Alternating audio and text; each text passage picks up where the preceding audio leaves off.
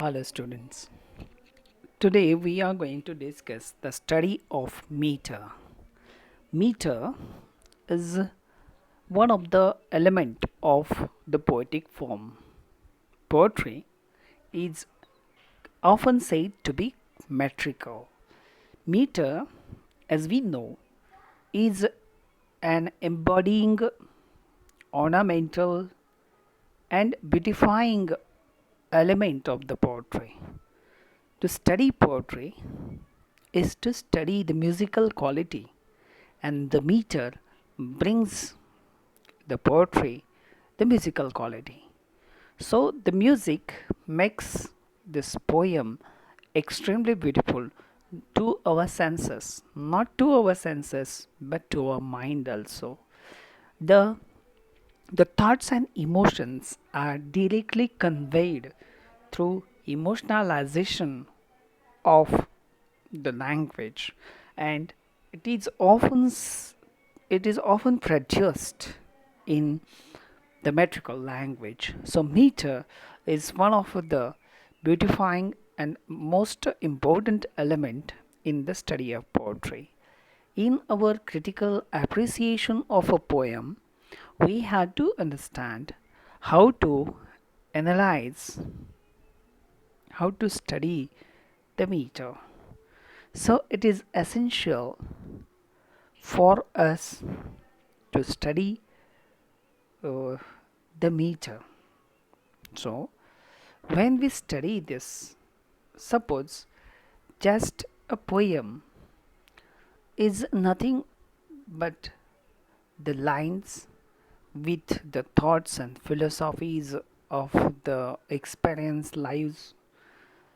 The poet cast his own self, his own knowledge, his own understanding of the world through his perspective, through his imaginative and emotional qualities into the poetry. And these qualities reflected in the poem. So, to study the poem is to study the theme subject of the poem, to study the musical quality, to study the poetic diction, symbols, and images that are reflected in the poetry.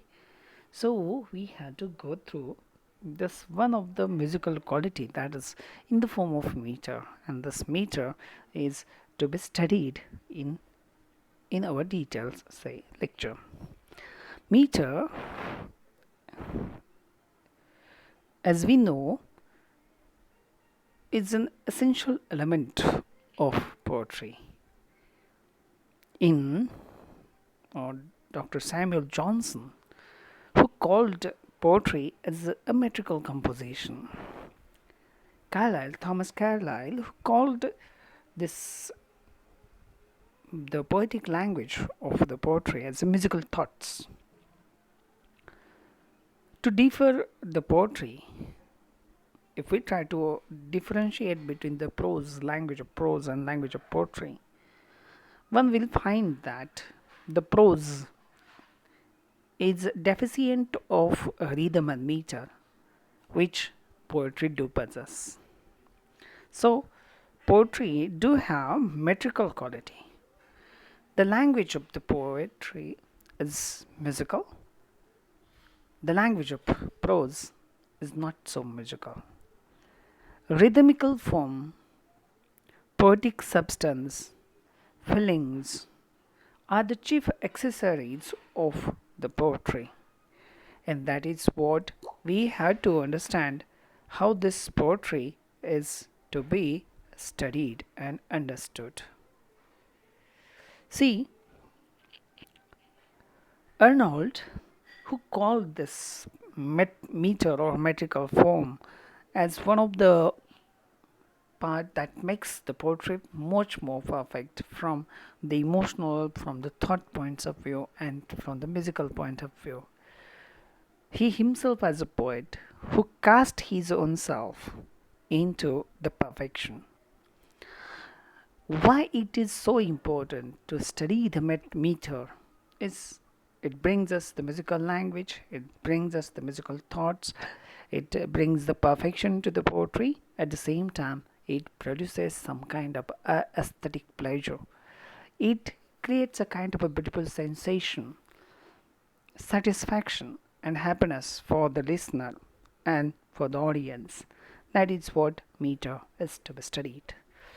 Mill is another theorist who called this meter is all deep and sustained feeling has tended to express in the rhythmical language. He somewhat tried to define this all deep and sustained feeling that naturally flows through the poet's mind into the expression of a rhythmical language. It is a kind of a psychological truth that lies at the root of almost a universal connection. The poetic feeling and metrical diction. Rhythm adds secret magic and emotional power to the poetry. This is also one of the features that reflects in the poetry. There are certain beats and pauses and rapid movement that brings us the excitement, that brings us the musical quality, the sounds that are going up and down and lengthened brings us the musical quality to the poetry. So beats and pauses brings us the poetic excitement and aesthetic pleasure. Meter is, of course, it's as we have said, is an emotionalization of a thought. So meter is a vital product for the poetic spirit in which the poetry gets uh, perfected in the form of meter. So for the poet, it is going to serve more useful, and for the audience, it is much more pleasurable. In English, we have to see that meter is a recurrence in the regular units.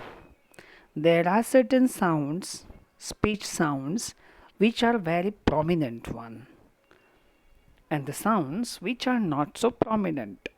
So that forms the meter or the foot. In English, or if we study, there are four main types of meter in first European languages. The first one is quantitative meter.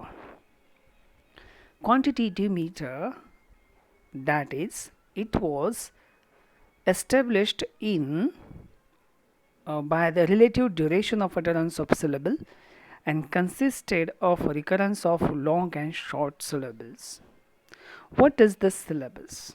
Syllable. Syllable means vowel sound. We have studied in phonetics.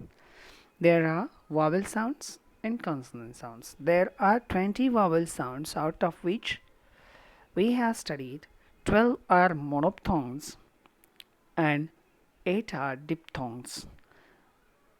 The monophthongs are there. We have few long or lengthy sounds. Means these sounds are produced for a longer duration, and that sounds are going to be the stressed sound in the meter. Then in classical Greek and Latin, quantitative meter was used. In French language or in other romantic languages, meter is said to be syllabic. Means it depends on the number of syllables within a line of a verse without regard to fall of the stress. Means within a line of a verse, how many syllables are there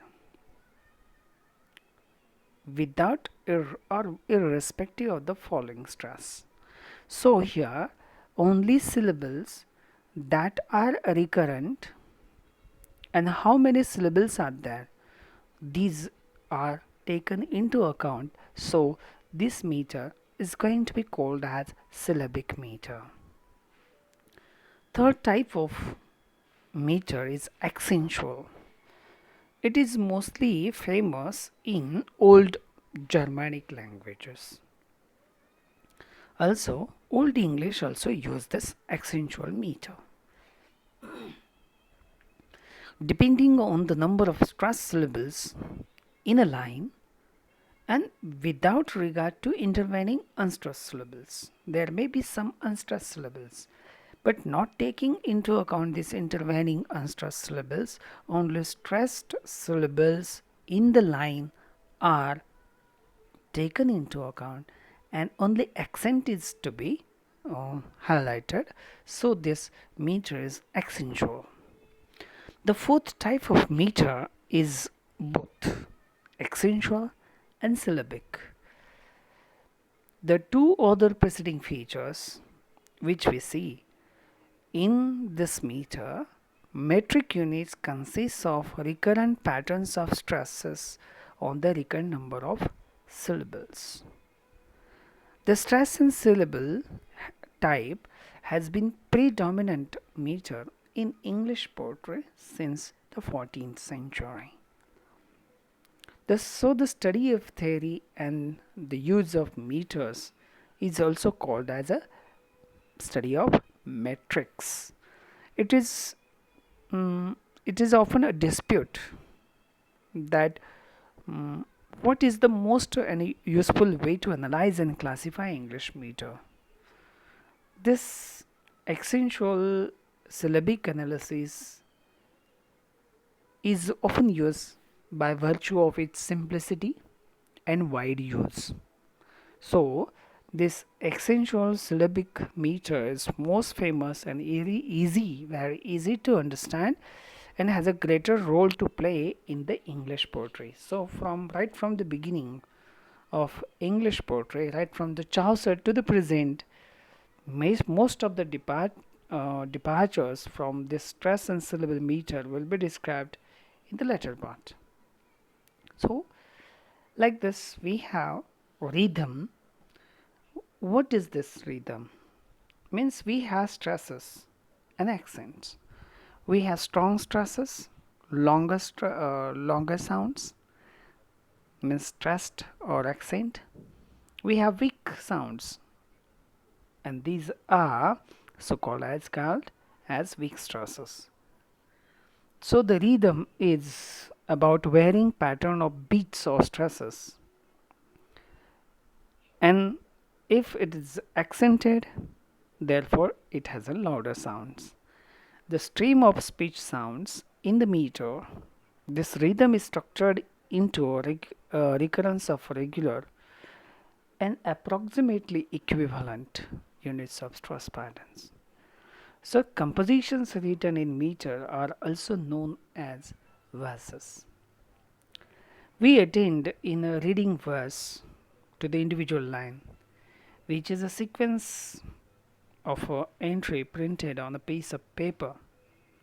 Meter is determined by the pattern of stronger and weaker stresses on the syllables composing the words in the verse line. Strong or stressed syllable is comparatively long syllable. Weaker or unstressed is comparatively short, it may be called as a weak syllable. Word accent, as we know, we have studied in the phonetics, the word accent has certain rules, and these rules needs to be acquainted by the students beforehand we go into the study of meter. Since we have variety of words, but all these words are not stressed, are not rhythmically accented, but there are some major words or open class words in the grammatical point of view. We can say word accent is more important in the content words. So the most important word in the word accent may have one or more syllables, and not all syllables are important. They have certain grammatical functions to do. So the grammatical function of the word, suppose noun is a grammatical function, needs to be studied on the first syllable. Verbs are stressed on the second syllable. So there is a grammatical function of the word that determines the fall of a stress. So there are so many monosyllabic words also, and these monosyllabic words in a phrase or in a sentence, the stress will fall depends on the grammatical function of the words or phrases. So we normally put the strong stress on nouns, verbs, and adjectives. For example, if the words are a and the, this, that, these, those, he, she, these, as we know, are the close class words. They are not to be stressed. So, for the students, we need to understand the category of the words, whether the words are open class words or closed class words. Words may fall in the grammatical function. So we have to take beforehand, and as a rule, we have to see in the poetic line the two syllabic word in the poetic line. The stress will fall on the first line and it will go down, means weaker stress on the second syllable. So this needs to be taken into account. Food, it is, if we have to understand the what is food. Food is a combination of strong and nearby associated weak stress. So strong stress means stressed followed by unstressed needs to be called as a food. So we have metrical accent. The stress which bears the stress mark may be indicated that we are going to study in the subsequent slides. We have to expect in accordance with the stress pattern that was established earlier in the metrical composition. The prevailing stress pattern enforces a drastic alteration of the normal word accent. And if there is such a drastic alteration of the word accent, we have wrenching of the accent. It may be result in a lack of metrical skill, and it is more often found in the folk ballad of ancient origin, just like Don Juan by Lord Byron. We have this wrenching of the accent. But it is possible to distinguish the degree of syllabic stress in English speech. And we have seen there are standard English meters that are binary one. We can distinguish between two categories, the strong stresses and the weak stress. The group of syllabus into the metric feet according to the pattern of these two degrees. A foot that we see is a combination of strong and associated weak stress. The strong stress is indicated, but relatively weaker stress, it's a short, is called as a light or most commonly unstressed. It is light one. So we have to think about this. Verbs, as we know, we have discussed, stress falls at the end of the line. Stress falls in the conjoined words on the second word. These rules needs to be mastered before giving the marks. First type of meter that we have to study is the iambic meter. Iamb is, the noun is iamb, An unstressed syllable is followed by a stressed syllable. Just like awake my soul, end with the sun. The curfew tolls the knell of the parting day. See, these lines will tell us awake. So,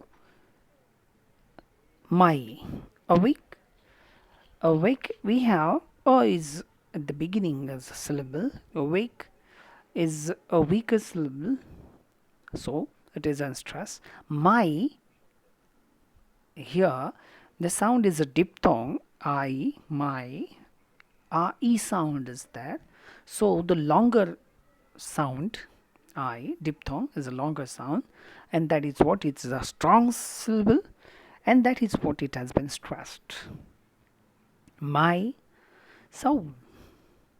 See, soul, it's a weaker sound, and see, it's with. With is a single syllable, means it's a monophthongs. The sun. See, with the we have there's a stress because the sun we have seen we have this type of a sound system. The curfew tolls the knell of the partying day. The is an article unstressed. Curfew is noun, so the first sound is stressed. Few, the sound is going down. Few. A sound in a curfew, a sound is stressed syllable. Few is weaker one because the word ends there. Tolls, the single verb, single vowel verb syllable, so it is to be stressed. The is a weak one, it's conjunction. Now is a singles, and as is noun is to be stressed. Of, it's preposition, it's a weak one. Parting, it's longer sound that is to be stressed. So we have ting, parting. So T is a short sound, day is a noun, it's again followed by a stress mark. So this we have seen is a iambic meter. We have trochee. It is stressed followed by unstressed. It's a reverse of the iambic. There they are my 50 men and women. See, there it indicates direction, that is what the grammatical function of the word there, adverb. So it is to be stressed. The is it's say pronoun, it's weaker one. Assertion, verb. So that is why is longer sound, that is what it has been stressed. So we have the stress mark. My, see, it's again, as we know, it's pronoun, that is unstressed. 50. See, here we do have this 50. It's to be stressed. And followed by T, 50. It's a short E sound, that is unstressed. Men, it is stressed, and is unstressed. Women, V is a longer sound. Men, A is a shorter sound, and it's at the end of the line, that is unstressed. So like this we have the trochee, the reverse of the iambic form, stressed followed by unstressed. See another line that we see, tiger, tiger burning bright in the forest of the night. Tiger, tiger, burning bright in the forest of the night. See, we have seen the change that we could see if we give the syllables. If you could identify the sounds, you will understand the gist of this. We have anapastic. Two unstressed syllables followed by stressed. Here it's a feat of three, say, syllables. The Assyrian. See, the is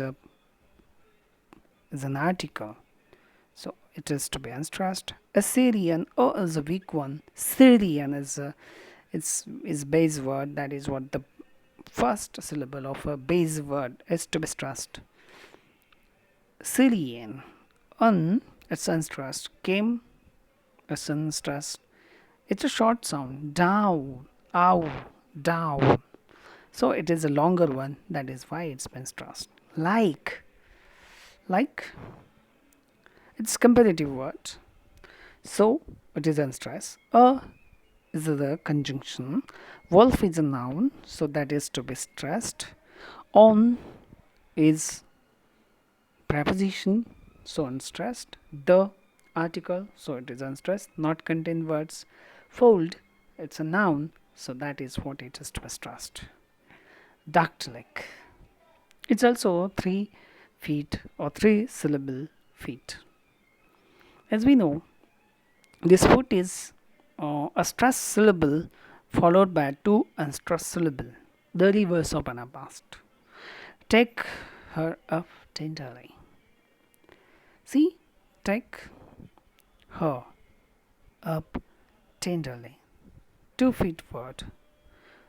Take is stressed, her is unstressed, up is unstressed. Tenderly, ten is a stressed, the is stressed, lee is unstressed. If with her basket was deep in the bells and grass. If, noun, with, see, as we know, preposition, her, pronoun, basket, noun, was, auxiliary verb. See the words and the syllable that follows, and accordingly we can give the stress marks, whether stressed or weak stress. At the same time, deep in the bells and grass, we can understand the meaning of these words. Spondy is the next word that we have to sing. Spondy, we see, are 2 strong syllables having strong equal stresses. Good strong, thick stupefying, incense, smoke. So every word is stressed, although there are few unstressed syllables, but mostly the meter that we see is spondy is stressed one. Next is barrack. Both feet, as we know, 2 successive syllables are light stress or unstressed. In this line, my way is to begin with the beginning. My is the only word. Way is to begin. Like this, there are 2 feet word, 2 light syllables, and that are unstressed one. So here we have seen these types of meters in our meter. There are few other meter related things that we have to discuss in this study of meter, that we will study in our next video lecture. Thank you.